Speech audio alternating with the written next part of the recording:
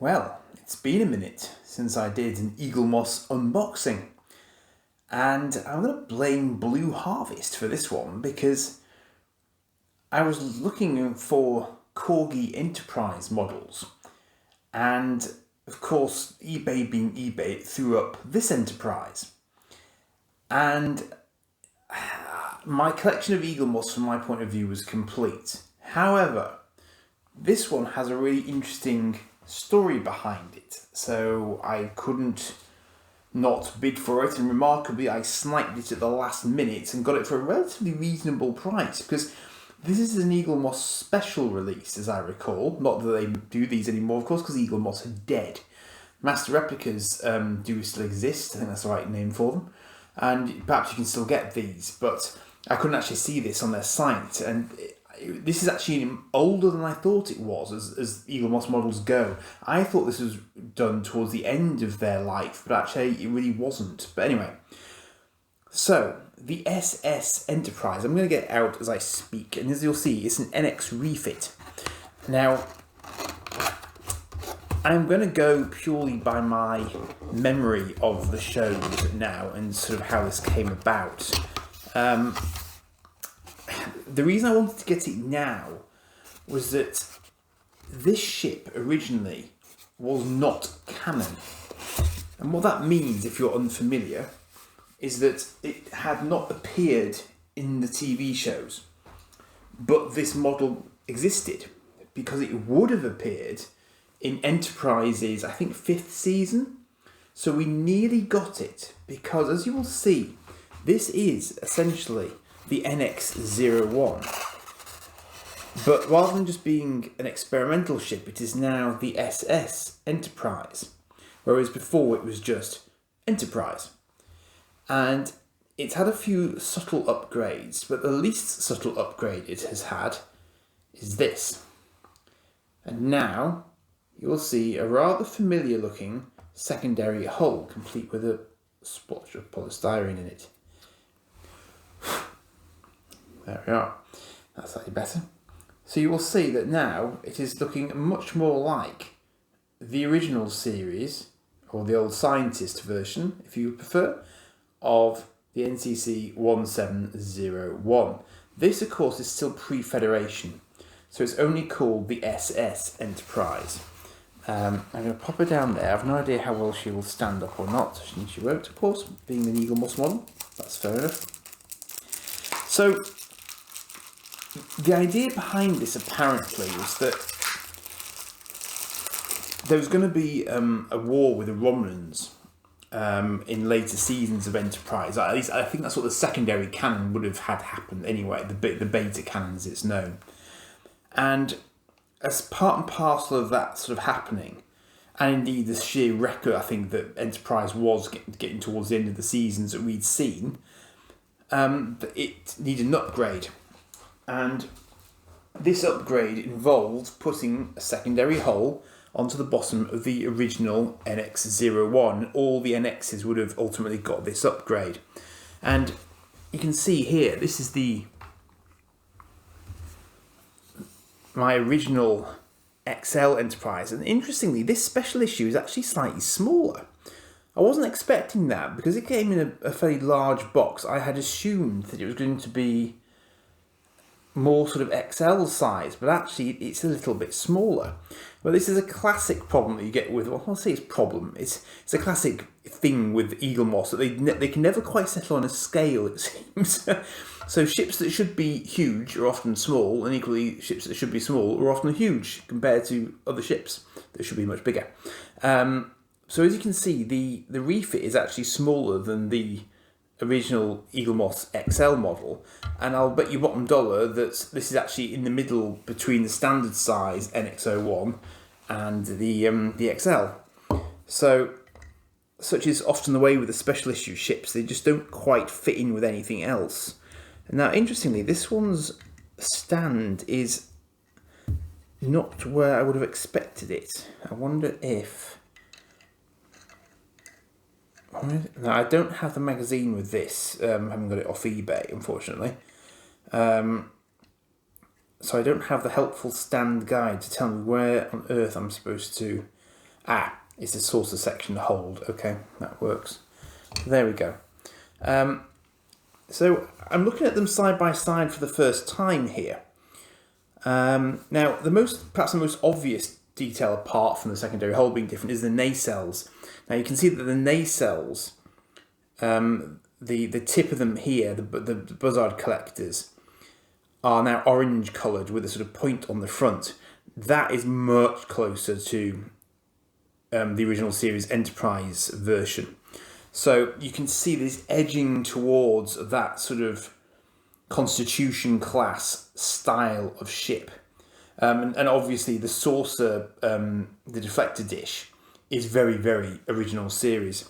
But you can see what they've done here. So here, the struts are just running completely horizontal. Here, they're an extension of the nacelle pylons that go down to this sort of engineering hull that's now moved down. And the engineering hull is now part of the secondary hull. So it's just merged. And I do like it. I like it quite a lot, actually, as a design, because it is a perfect bridging design with the Constitution class. It makes perfect sense. It's very, very clever.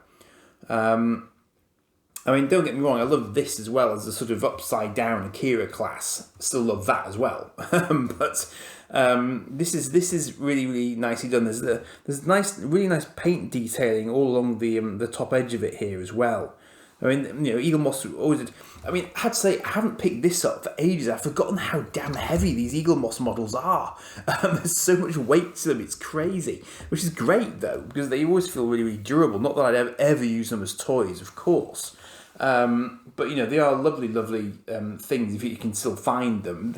I mean, I have seen lots of smaller versions, scattered all over the place in various toy fairs that I've been to of late, because everyone's just trying to get rid of them at this point, because they just... But one of the things I want to come back to here, and I'm going to throw this up on the video as I show you this, is that this refit is now canon. So you remember at the start of the video I said that it wasn't canon, but now it is, which is one of the reasons I was quite interested to get it. Because, and I think it was probably this model, has actually appeared in Star Trek Picard. And it was actually young Picard playing with this model that effectively made it canon. Because he was playing with toy starships. And this was one of the toy starships he was playing with. So that was well played on their part, I have to say. And if you're interested... this is the original series Enterprise from Eaglemoss by way of comparison. Now, I remember this took me some getting. I mean, look at the size of this beast compared to the poor old NX-01 refit. It's huge. It's so long. The nacelles are crazy long. But this is what it looked like pre-Discovery and pre-Strange New Worlds days. This is, the original series, very, very smooth. Whole sort of saucer section detail, just sort of straight down, but the nacelles are really, really long. But you can see that there is that sort of similarity. I mean, the sort of the shape of the bridge section on the top there is not dissimilar. But actually, I mean, there is a lot more detail on the NX than there is on the original series Enterprise. I mean, that's just the way of it. Unfortunately, the one I don't have the Discovery version of Enterprise in my collection. I'm now sort of thinking that I ought to get it because I really do enjoy Strange New Worlds. I've got to say, I do love Strange New Worlds. I think it's modern, and I get that might turn a lot of people off it, but I think it's really strong modern, if that makes sense. It's far more coherent, far more steady than Discovery was.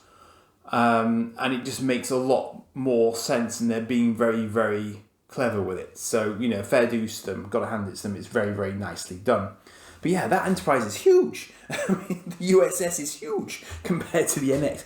Now, again, you see, the scaling of Eaglemoss is such that I've no idea if that's correct. It could be correct. It could be wildly out. I've no idea. As in, comparing the two of them together like this. No idea, because Eaglemoss just doesn't do scaling in that sense. Eaglemoss basically used to scale by virtue of can they fit it in the box. That was basically what their scale was. But it's nice to have them all for comparison, and these do form part of my Enterprise collection. Although I have no space for this one, but it is smaller than I thought it would be, so there is still hope that I might be able to fit it in somewhere.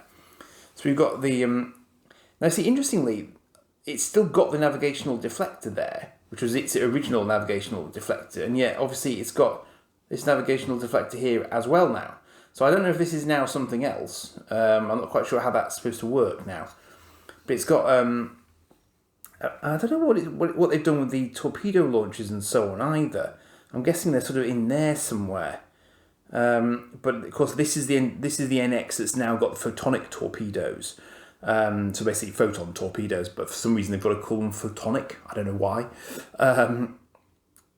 But and sort of impulse engines there. But I mean, I still as I say, I really do like this design of it, and it's nice that I've been able to pick one up, because I don't know how common it is to get these. I don't know if there are any sort of sort of leftover stock of these that are still being resold now. But it's a really, really pretty ship. Lot of detailing on the top section there.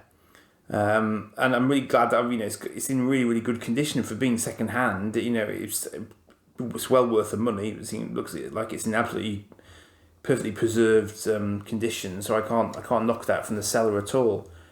Just really, really nice. I mean, even you can see the detailing on the underside there is pretty epic as well. I mean, some people I know aren't massive fans of these, and I guess there probably are models that would be more useful to you if you were trying to build a proper scaled collection. I completely get that. That's completely understandable.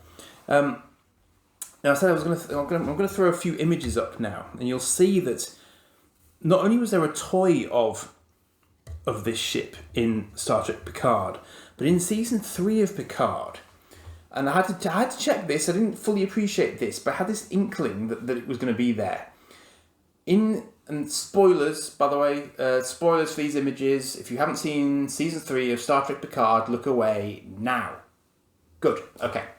For those of you still present, you would be forgiven for having missed this, and I definitely missed this because I wasn't particularly hunting for it, but this ship is in space in Star Trek Picard Season 3. It's not a Frontier Day thing, but if you'll recall, the Star Trek Museum, well, not Star Trek Museum, the Fleet Museum, they arrived at the Fleet Museum partly to pinch a cloaking device, but also partly, of course, to collect an old friend. And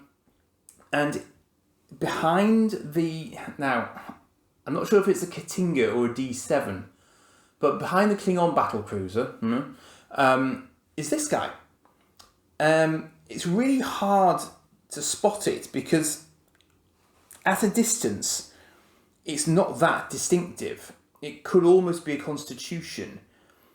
But then when you look closely, you realise that actually it's not, it hasn't got quite the right configuration. It's never that big on screen. But it's rather nice because, you do see it behind the Klingon ship. You see it again at certain other points as well if you look really closely. But the nice thing is, as the NCC 1701D pulls out of the Fleet Museum space dock, you do then see this quite clearly above it as it's coming out of space dock. So that's quite nice. So they're both in shot together, which I thought was, I don't know if that was intentional or not. I mean, I think few of these things are done accidentally. So I think that, they did that to sort of bring, or I like to think they did that to bring old and new together. Even though we never actually saw Archer on board this ship. Well, not this version of the ship anyway. And again, that's one of the funny things. I was thinking, why didn't they put the original Enterprise on there? And then I thought, that's because it got refit into the Enterprise, which then got blown up. And that's why the A is there, because the A is the only surviving Enterprise, clearly. So I do think it was nice that it got its sort of its day in the series in the end, which I guess means that, in theory, there could be a series which is like a sort of secondary follow-up to Enterprise where they are using the refit, because it is canon now. So I think that's just, it's a nice way to sort of round out the history of the series, given that, it obviously got cut a little bit short. I don't actually know how many seasons they had planned of Enterprise, but you had the feeling that, they sort of they really found their pace, I thought, as it was finishing, which is sad, in many respects, but... that was the last of that original stretch, I suppose, of series, and then of course we moved into this sort of current Paramount-led revival that we're enjoying at the moment. So it was quite nice to be doing an Eaglemoss unboxing. I'm not sure that there are many more that I'm sort of really looking to add, and I am bang out of storage space and display space at the moment. The only way I can do more is if I get completely different doors for my bloody bookcases. I am bang out of space, but, I could get a blue box, I suppose. That might work, I've got one of those on the, not far from here, actually, on the mantelpiece. But anyway, actually the first one of these I think I've ever done back with my phone as well. I normally do these elsewhere using my my webcam, but I think these days obviously I'm using my phone. I'll say obviously you might not know the difference, but using my phone for these, and it's just a bit more flexibility. So that is the NX-01 SS Enterprise pre-Federation Romulan War veteran Enterprise with a shiny new secondary hull. And with that, I shall leave it there. I've no idea what its top speed is these days, by the way. I don't know if it's still warp 5 or if they can push it more now, I guess, because presumably it's got a whole new warp core. I don't know. But as I say, unfortunately, I lack the manual that would give me that sort of detail. So if you know, please let me know in the comments, obviously. Or what's that? There's a website dedicated to scientific stuff for Star Trek. I forget what it's called, X Asterisk or something. You know what I mean. So I think that's it for this one. So I'll catch you for the next. So do like and subscribe as ever, and catch you for the next one. Cheers for now.